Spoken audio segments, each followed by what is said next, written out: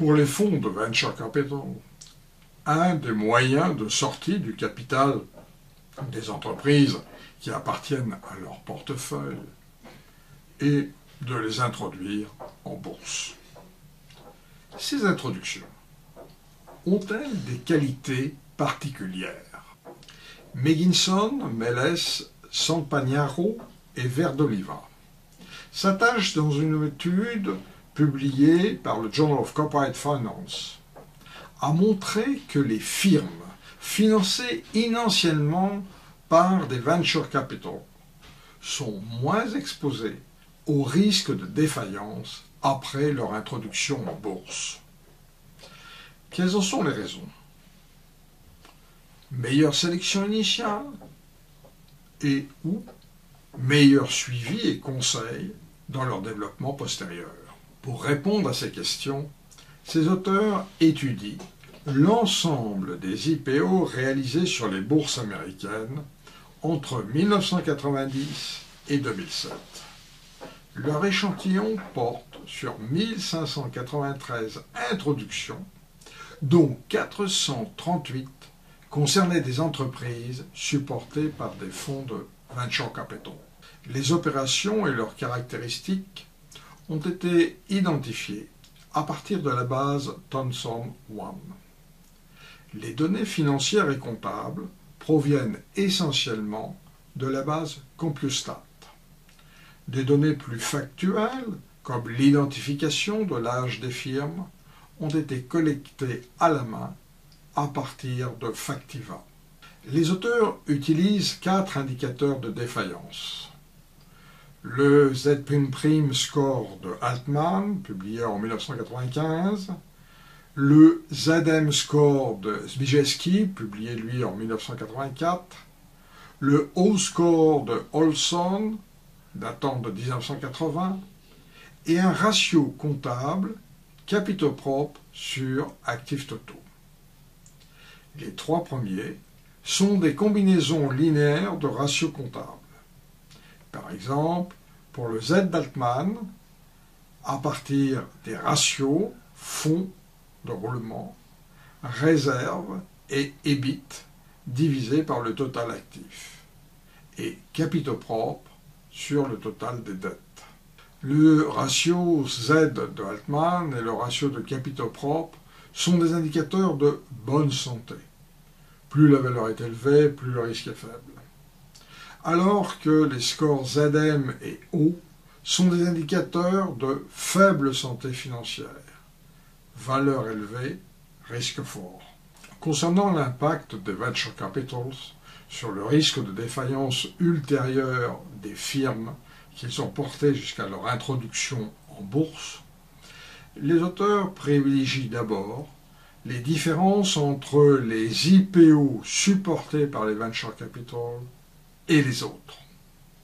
Ils s'attachent ensuite à différencier les effets de la présence d'un venture capital en distinguant, par exemple, les venture capital attachés à un groupe bancaire et ceux indépendants, ou encore les venture capital à réputation élevée sur les marchés et ceux à réputation plus faible. Enfin, ils tentent de séparer les effets dus à une meilleure sélection initiale des firmes et ceux liés à leur présence aux côtés des managements. Les auteurs recourent à de nombreuses comparaisons entre les moyennes ou médianes des différents scores en fonction des populations concernées. Ils procèdent aussi à de nombreuses études multivariées. Le modèle de base est un modèle de régression où la variable dépendante est une des 4 mesures de risque et la variable indépendante une variable muette de présence d'un venture capital, éventuellement d'une qualité particulière. Des effets fixes par État, secteur et année sont également introduits. Au sein de la seule sous-population d'IPO soutenue par des venture capital, plusieurs études sont aussi proposées pour mettre en évidence les effets de réputation des venture capital et distinguer leur rôle en matière de sélection et en matière de suivi.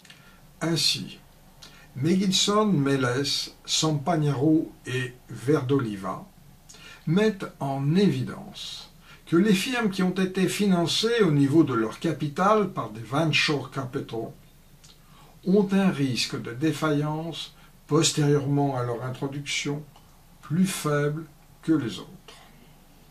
De plus, l'effet est plus marqué si le venture capital est affilié à un groupe bancaire.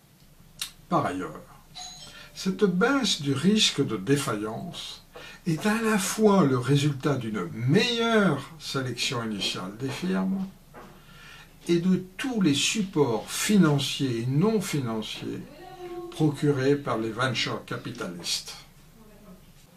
Mais ce qui peut paraître encore plus paradoxal, le risque de défaillance est relativement plus fort pour les IPO supportés par les venture capitalistes qui disposent de la réputation la plus élevée.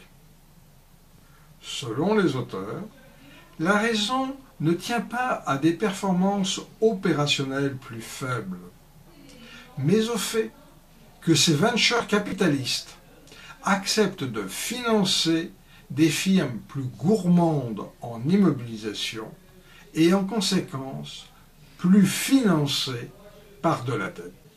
Au total, cette étude apporte des éléments de réflexion intéressants aux régulateurs financiers. On pourrait craindre que les venture capitalistes professionnels cherchent à abuser de la crédulité des investisseurs au moment de leur sortie et de l'introduction des titres en bourse, en proposant en particulier les firmes les plus exposées au risque de défaillance. Au contraire, il apparaîtrait que l'industrie du venture capital apporte un élément de stabilité au marché financier.